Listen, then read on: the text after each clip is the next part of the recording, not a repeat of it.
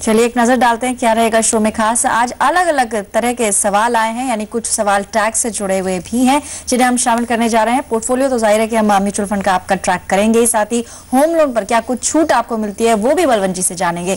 और long term capital gains tax अगर आप बचाने की सोच रही हैं तो कहाँ लगा सकते हो पैसा, वो भी जानेंगे बलवंत जैन से।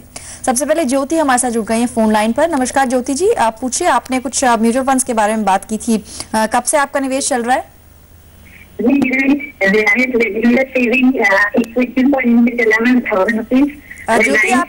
ज्योति आपकी आवाज थोड़ी साफ नहीं आ पा रही है। हम जानना चाहेंगे कितने समय से पोर्टफोलियो आपका बना हुआ है?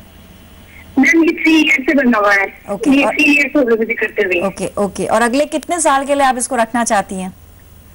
मैम इसको ये मैम मेरा बड़ा बेटा भी फिफ्थ में मैम आफ्टर उसके ट्वेल्थ पास होने में 7 साल बाद में से मुझे कितना रिटर्न मिलेगा? ओके ओके बलवंत जी, ज्योति ने जो पोर्टफोलियो बताया है काफी सारे इसमें फंड्स हैं, और एक चीज जो खास देखने वाली है कि इनके फंड्स में एक ही एएमसी के फंड्स ज्यादा हैं। जैसे रिलायंस के 3 फंड्स हैं, एचडीएफसी के 2 फंड्स हैं, साथ ही आईसीआईसीआई ब्लू चिप का इन्होंने 1 फंड लिया हुआ है। इसके अलावा एचडीएफसी गोल्ड फंड भी इन्होंने अपने पोर्टफोलियो में शामिल किया हुआ है। आपको लगता है थोड़ा ज्यादा मतलब क्लटर्ड है इनका पोर्टफोलियो, ओवरलैपिंग अगर आपको दिख रही है? और जैसे ज्योति जानना चाह रही थी, अगर लॉन्ग टर्म के लिए इसको रखना है, कौन से फंड्स इनमें वो कंटिन्यू करें, कौन से फंड से निकलना ठीक रहेगा?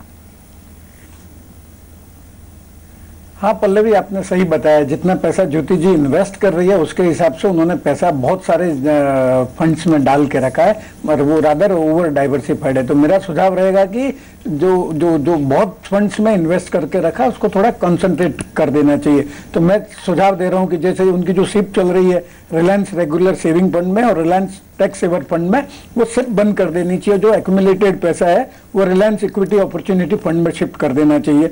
रिलायंस गोल्ड फंड है वो 1000 रुपए की सिप चालू कर सकती है, और एचडीएफसी टॉप 200 फंड जो है वो स्विच करना चाहिए इनको HDFC mid cap opportunity fund में।